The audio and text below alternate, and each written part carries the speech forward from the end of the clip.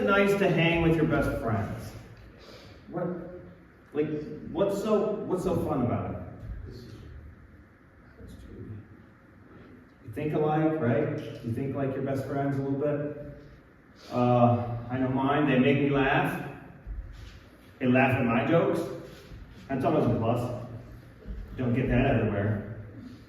What about like just your best friend, just the two of you by yourselves? Why is that so fun to hang out? Well, for me, it means there's more food for me than if you had 6 people there. There's just 2 of us, so there's more food. So that's why I like hanging out with my best friend. You have a better chance of getting to do what you want, because there's only 2 of you deciding, and you think alike, and you like the same things, and so you get to do what you like. So it's just kind of easy for you. You know you're going to do something fun. The one I'm thinking of, I trust him. There's no worrying about this or worrying about that or saying this or saying that, because I just trust him. I just do. I can be myself. I don't have to pretend. It's easier. You know why? Because my best friend already knows everything about me and still likes me anyway. When you're with your best friend, you would never do something like exaggerate a story. Like, remember that time in high school when I was on the basketball team and I scored 52 points, and I was no sooner would I start to talk to you, go, no, I was there. That didn't happen. You would never just exaggerate stuff with your best friend, because they already know. You don't have to impress them. You don't have to make stuff up. They already know. You know who else already knows everything all the time, no matter what, even more than your best friend? Of course, that's God. He already knows. It would serve us to remember that more in life when we're thinking about the way we act or the things we do when we're praying or anything, that just remember, He already knows. He already knows what you did. He knows what you're going to do. He knows what you're thinking. He knows it all, and He still loves you.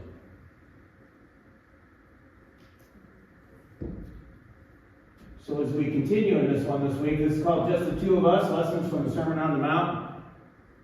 Matthew 5-7. What advice does He have for us this week? If He was sitting right next to us right now and He knew every part about you, what specific advice would He give you? What specific advice would He give me? We're going to be in Matthew. The next slide will come up and it'll show you what page it's on in your Pew Bible. I don't have that part memorized there. Page 5 in the New Testament of your Pew Bible, Matthew 6, verses 1-8. And this is where we're going to be for the rest of the morning, which isn't that long. Matthew 6, verses 1-8. Beware of practicing your piety before others in order to be seen by them, for then you have no reward from your Father in heaven. So whenever you give alms, do not sound a trumpet before you, as the hypocrites do in the synagogues and in the streets, so that they may be praised by others. Truly, I tell you, they have received their reward. But when you give alms, do not let your left hand know what your right hand is doing, so that your alms may be done in secret, and your Father who sees in secret will reward you. And whenever you pray, do not be like the hypocrites, for they love to stand and pray in the synagogues and at the street corners, so that they may be seen by others. Truly, I tell you, they have received their reward. But whenever you pray, go into your room and shut the door and pray to your Father who is in secret, and your Father who sees in secret will reward you. When you are praying, do not heap up empty phrases as the Gentiles do, for they think that they will be heard because of their many words. Do not be like them, for your Father knows what you need before you ask Him.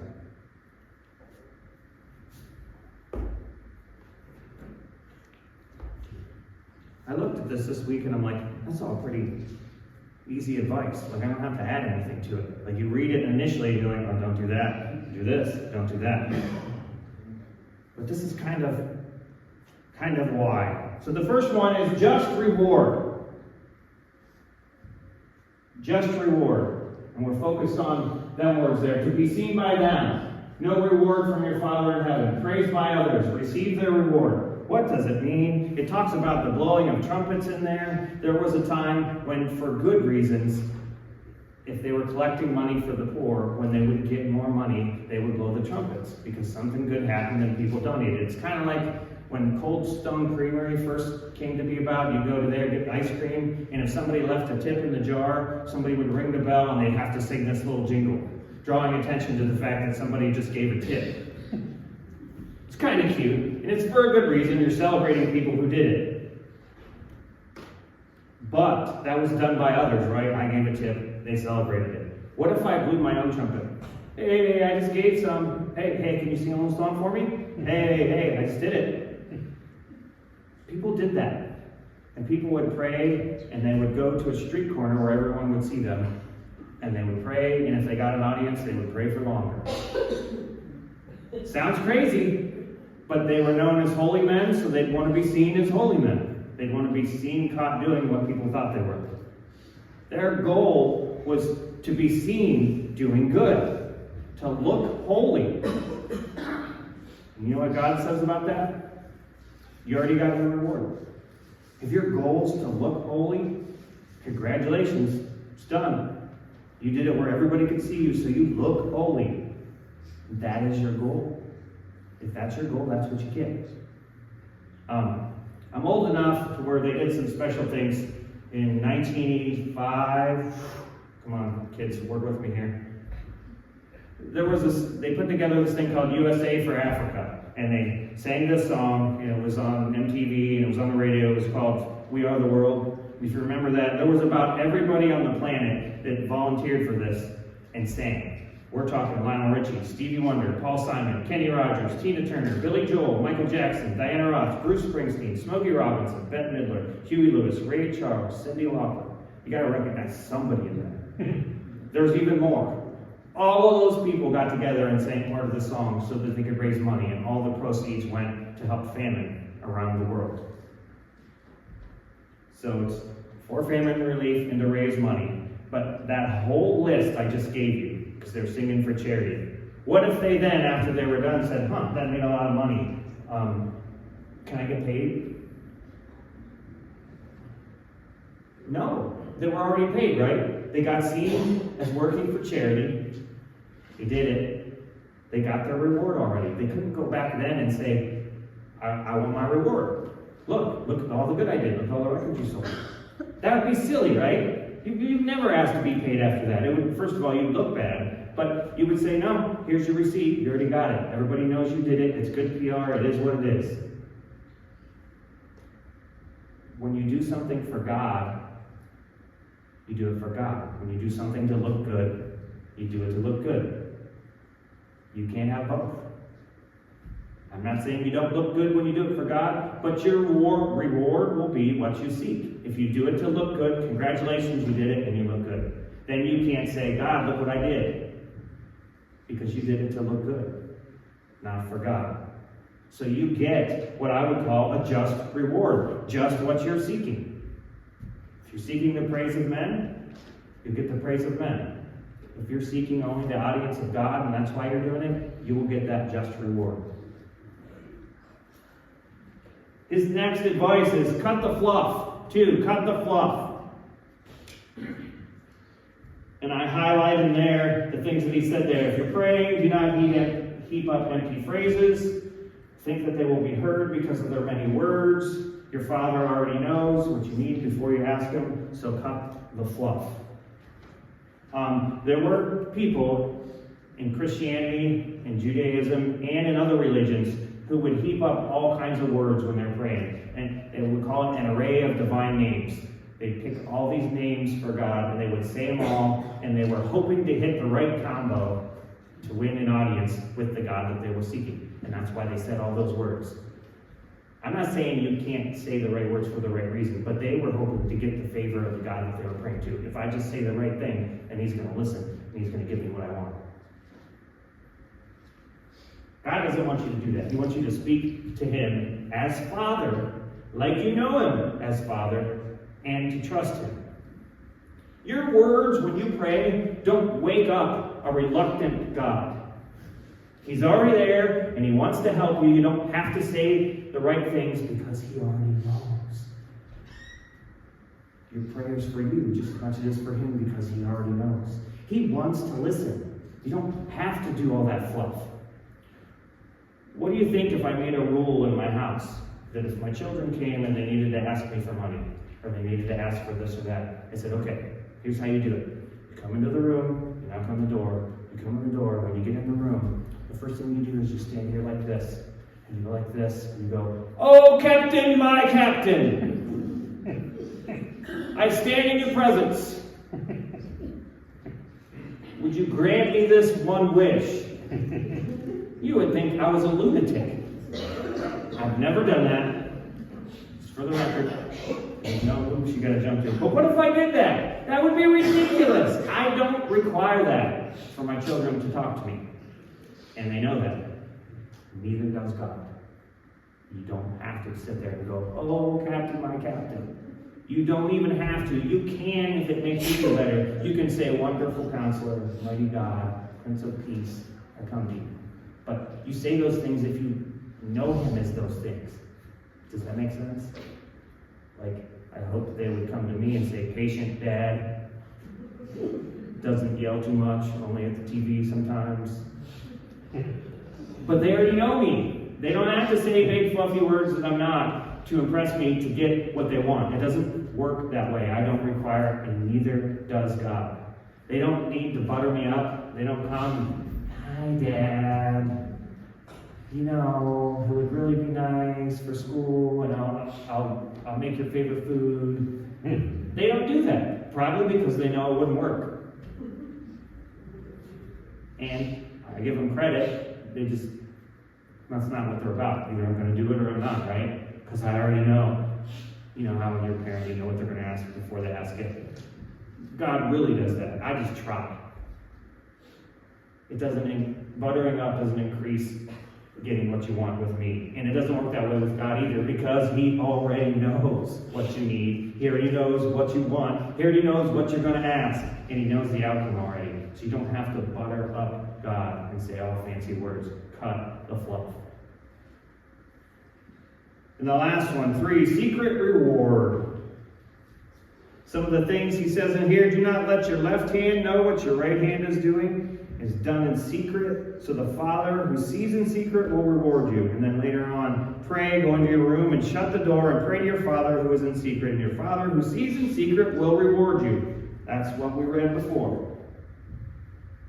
Again, what reward do you want? Do you want a reward from men? Or do you want a reward from God? It's that simple. What reward are you seeking? Because that's what you're going to get. So do you think it really means go into your room and shut the door and pray every time you want to pray? I don't know. What do you think? Does it hurt? No. Does that guarantee that it's going to be the right kind of prayer? No. It doesn't. I can see it for praying, right? Like, maybe I'm less distracted if I go in my room and I shut the door and people don't have to watch me pray and it's between me and God. Well, what about other stuff? How are you going to do other good deeds? Almsgiving, giving to the poor, helping the poor. Are you going to do that from your room? Probably not. So that makes me think that's not exactly what that means. What it most likely means is that when you go in your room and you shut the door and no one else is there, you're not self-conscious anymore. Because it's just you and God. You're in your room alone with God. It's between you and God. You don't care what others think, so you're not going to pray words that are fluffy and dopey because there's nobody to impress, because God already knows. It's to God and rewarded from God, by God, because you're not self-conscious anymore. So you have to pray like you were in your room with the door closed and no one else is watching. You've heard the phrases, right? Sing like nobody's listening. Spell it out. As if no, you're not going to be embarrassed, you don't care. Sing like nobody's listening. Dance like nobody's watching. Pray like only God is listening. That is hard. And we stand up here and pray. And I got to remind myself of that. When I'm praying up here, I don't need to make sure it's a certain length. I don't need to make sure I say certain things. It's basically you sitting there listening to me pray to God. That's how it's supposed to be. That's why you can't do it wrong. Any one of you can do it. If you ever want to come up here and pray, I will let you, because it's just a conversation with God. No fluffy words required, no proper way to do it. He already knows. He already knows. Sing like no one is listening. Dance like no one is watching. Pray like only God is listening. And do good like only God will know. That's tough. Do your good deeds so only God will know. So I close with this. There's no acting necessary. If you're not good at acting, good, because you don't need to act. The word hypocrite, do you know what it comes from? In the Greek, it basically meant actor. Hypocrite meant actor. You're acting like something we're not to impress. God already knows. Can't impress him. Just like that best friend that I can't make up the story about how I did this one day, and he's like, no, you didn't. That's what God's like. He's sitting up there like, no, you didn't. You can say all those fluffy words if you want, but no, you're not. No, you didn't. There's no acting necessary. Not at all. It should be comforting to you. Now, I'm not picking on anyone. If anybody, the rule is I can pick on myself. I won't pick on anyone else. If you are interested in God, because everybody's in a different place, right? Say you're interested in God, but you still get totally blasted drunk every weekend. God already knows. You don't need to pretend like you don't. You don't need to pretend like you are where you're not. You're interested in God, but you have a hard time and you pretty much never read the Bible. Ever. God already knows. You don't need to pretend. You don't need to set your Bible on the table to show everyone else that you're trying to read. God already knows. He already doesn't judge you. It's okay. Want to do good, but you just find yourself angry all the time, just kind of dislike people in general. You know, my job's great if it wasn't for the people. God already knows. You don't need to pretend like you're not.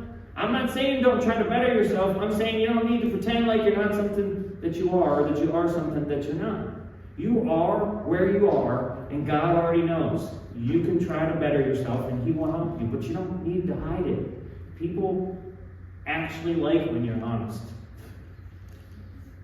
They can help you better. You can help yourself better if you're not walking around pretending like you're something that you're not. If you're acting. If they don't know, they can't help.